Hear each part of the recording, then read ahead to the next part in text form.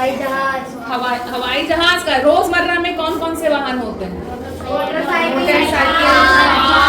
बस, ट्रक, है ना, ये सारे होते हैं ना, ऑटो होता है, यस, ये सारे वाहन होते हैं। तो अब आज हम लोग जो देखने जा रहे हैं क्वेश्चन, इसमें हम देखते हैं कि कोई भी वाहन होता है उसमें तीन चीजें, जब वो चलता है तो उसमें तीन चीजें मुख्य होती हैं। कौन कौन सी चीज होती है?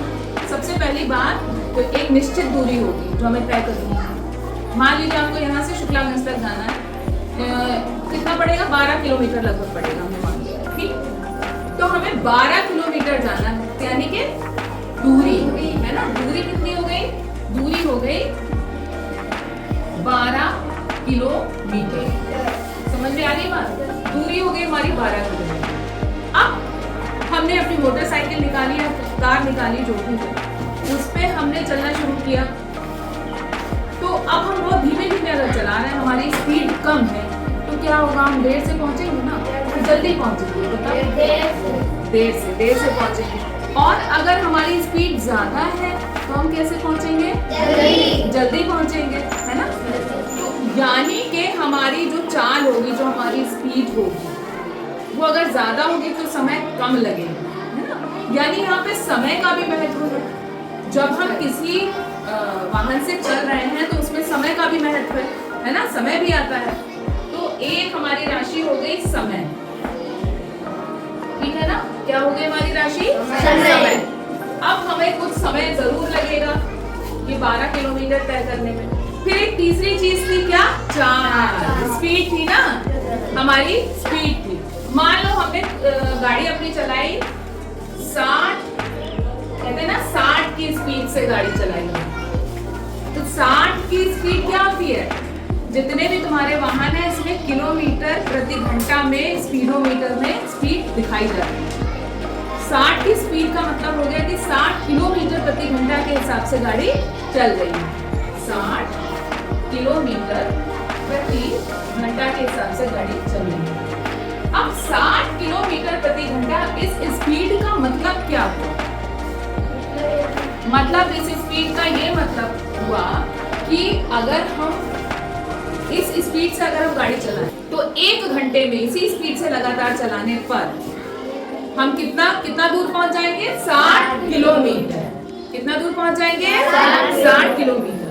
तो जो हमारी चाल है 60 किलोमीटर प्रति घंटा का मतलब हुआ कि 1 घंटे अगर हम उसी स्पीड से गाड़ी चलाएंगे तो हम 60 किलोमीटर की दूरी तय कर लेंगे, ठीक है ना। अगर मान लो 20 किलोमीटर प्रति घंटा है चाल, तो इसका क्या मतलब हुआ? बताइए।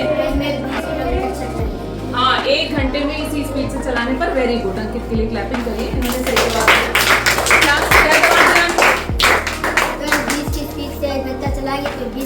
इसी स्पीड से अगर हम चलाएंगे तो 1 घंटे में हम 20 किलोमीटर दूरी तय करेंगे। अच्छा, मान लो अब ये जो किलोमीटर प्रति घंटा है क्या कहलाएगा? इस चाल की इकाई कहलाएगी ना, या मात्रक कहलाएगा। अगर मान लीजिए अगर ये लिख दिया जाता है 20 मीटर प्रति सेकंड, तो इसका क्या मतलब हो जाएगा? अब बताइए। अगर चाल दे दी जाती 20 मीटर प्रति सेकंड, तो इसका क्या मतलब है? अगर हम इस स्पीड से एक निश्चित स्पीड से गाड़ी चलाएंगे तो 1 सेकंड में 20 किलोमीटर। 20 किलोमीटर नहीं बेटा, क्या? 20 मीटर दूरी तय कर लेंगे। Very good.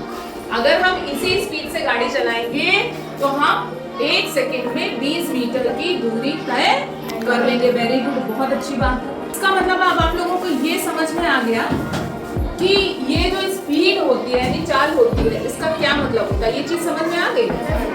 अच्छा, दूसरी बात और समझिए कि चाल में होता क्या है। चाल किन किन चीजों पर निर्भर करती है? चाल ये जो आपकी 2 राशि और पहले वाली थी ना, दूरी और समय, इन दोनों पर ही निर्भर करती है। और किस तरह निर्भर करती है? चाल बराबर दूरी बटे समय।